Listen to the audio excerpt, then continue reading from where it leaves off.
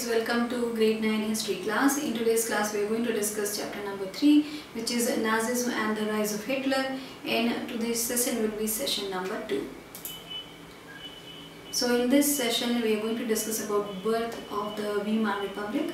Germany, a powerful empire in the early years of 20th century, fought the First World War 1914 to 1918 alongside the Austrian Empire and against the Allies, which were England, France and Russia. तो Germany जो एक powerful empire था इन years of early, जो हम लोग अगर बात करें कि 20th सेंचुरी के अर्ली ईयर्स में जो जर्मनी था वो बहुत पावरफुल एम्पायर था. उन्होंने फर्स्ट वर्ल्ड वॉर फाइट करी विद ऑस्ट्रियन एम्पायर एंड उनके अगेंस्ट जो थे वो थे allies England, France and Russia. All joined the war enthusiastically, hoping to gain from a quick victory.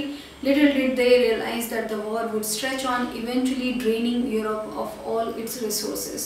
तो सब लोग जो है all the country who joined, उनको ऐसा लगा कि वो एक गेन करेंगे, कुछ क्विक रिकवरी, जो क्विक विक्ट्री होगी उससे गेन कर लेंगे कुछ, बट उनको ये पता नहीं था कि this war would stretch on, वो बहुत लंबी वॉर चल जाएगी एंड जिससे ये यूरोप के जो रिसोर्सेज हैं सारे ड्रेन हो जाएंगे.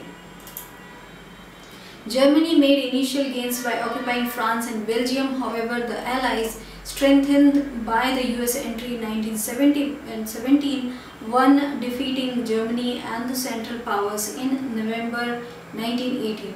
तो जर्मनी जो थी उसने they made initial gains जब उन्होंने ऑक्यूपाई किया फ्रांस एंड जो बेल्जियम है उसको. So they made those initial gains by occupying France and Belgium.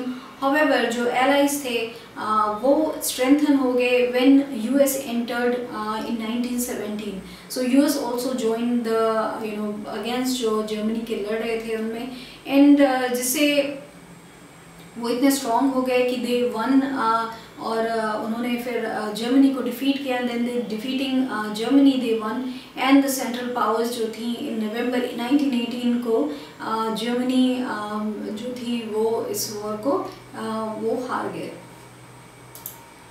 The defeat of Imperial Germany and the abdication of the Emperor gave an opportunity to parliamentary parties to recast German polity.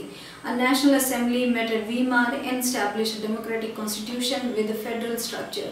Now, जब Germany got defeated in the war, तो वहाँ पे फिर एक national assembly थी, वो meet हुई at Weimar और उन्होंने establish करा एक democratic constitution with a federal structure को, because now they have to start thinking कि किस तरीके से everything has to be rebuilt.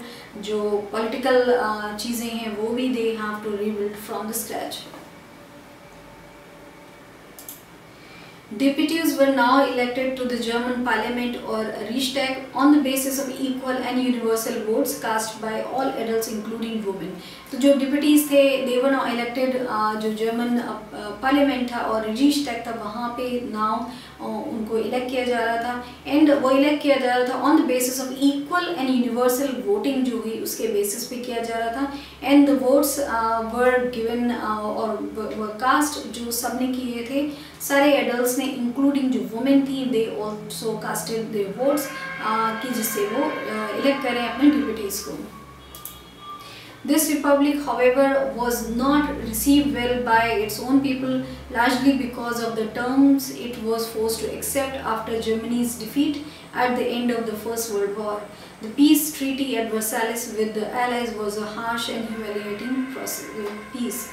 The republic जो था वीमार रिपब्लिक, however, वो बहुत ज़्यादा वेल रिसीव नहीं हुआ by its own people because largely जो term था it was forced to accept, जो terms थे सारे after Germany defeat हुआ उसके बाद that was जो end of the First World War हुआ वो people was not taking it in a good way, and जो peace treaty हुआ at Versailles जो allies थे उनके साथ हुआ वो एक बहुत ही harsh and humiliating जो peace treaty था वो हुआ. Now the effects of the war क्या हुए? The war had a devastating impact on the entire continent, both psychologically and financially. From a continent of creditors, Europe turned into one of debtors. ना जो effect of war हुआ with all the Wars, जो सारे resources थे Europe के वो इसमें लग गए। सो दैट इज़ वाई जो इम्पैक्ट है वो बहुत ज़्यादा हुआ। वॉर का जो इफेक्ट था वो बहुत ही डिवास्टेटिंग इम्पैक्ट था, वो हुआ ऑन द एंटायर कॉन्टिनेंट पे वो इफेक्ट हुआ। वो बहुत साइकोलॉजिकली हुआ बिकॉज उनका मोरल जो था that went down because they got defeated in this war. और फाइनेंशियली भी बहुत ज़्यादा मुश्किल हुआ।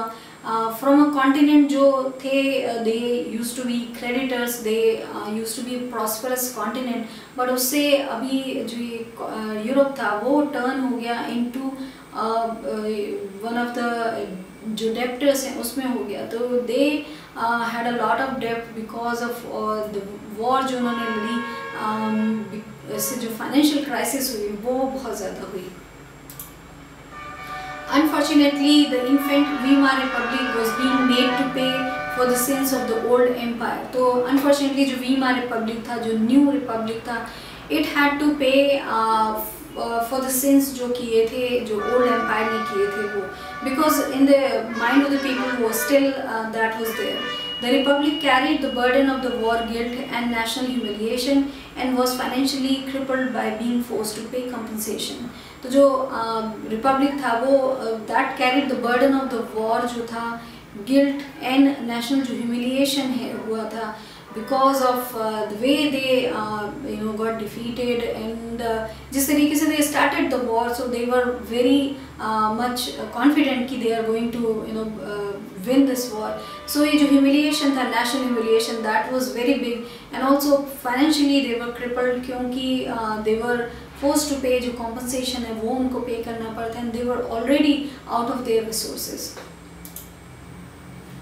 Those who supported the Weimar Republic, mainly socialists, Catholics and Democrats, became easy targets of attacks in the conservative nationalist circles. तो जो support कर रहे थे वीमार रिपब्लिक को, जो मेनली सोशलिस्ट थे, कैथलिक्स थे एंड डेमोक्रेट्स थे, वो बहुत इजी टारगेट बन गए।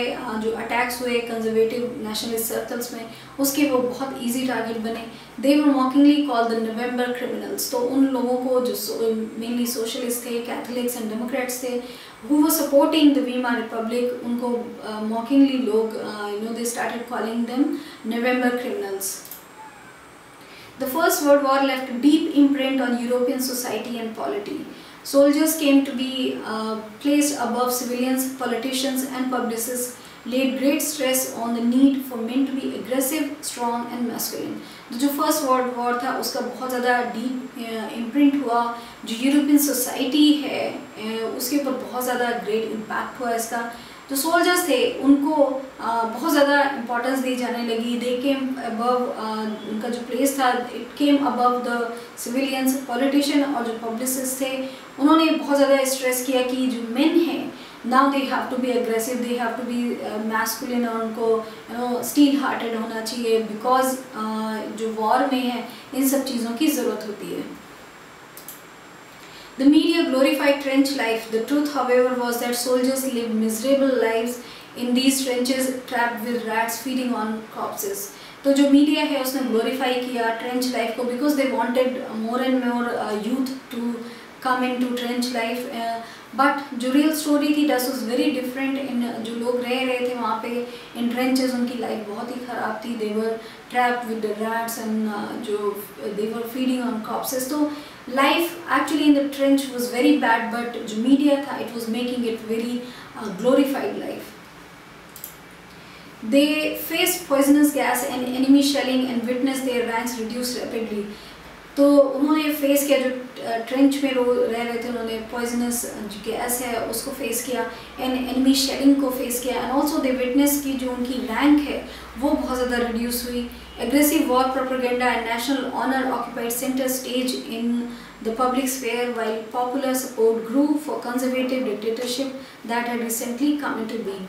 तो aggressive जो war propaganda है and national honor जो है उसने center stage ले लिया। तो ये सारी चीज़ें started changing and जो trench life था उसको इतना ज़्यादा glorify किया जा रहा था because they wanted people to come into वो join करने के लिए।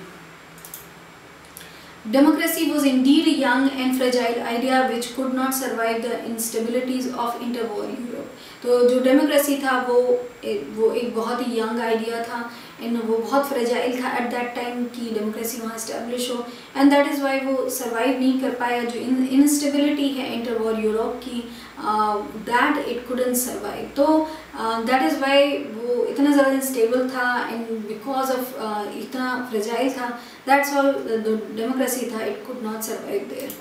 So in this session we have learned about the Weimar Republic, how it started, and how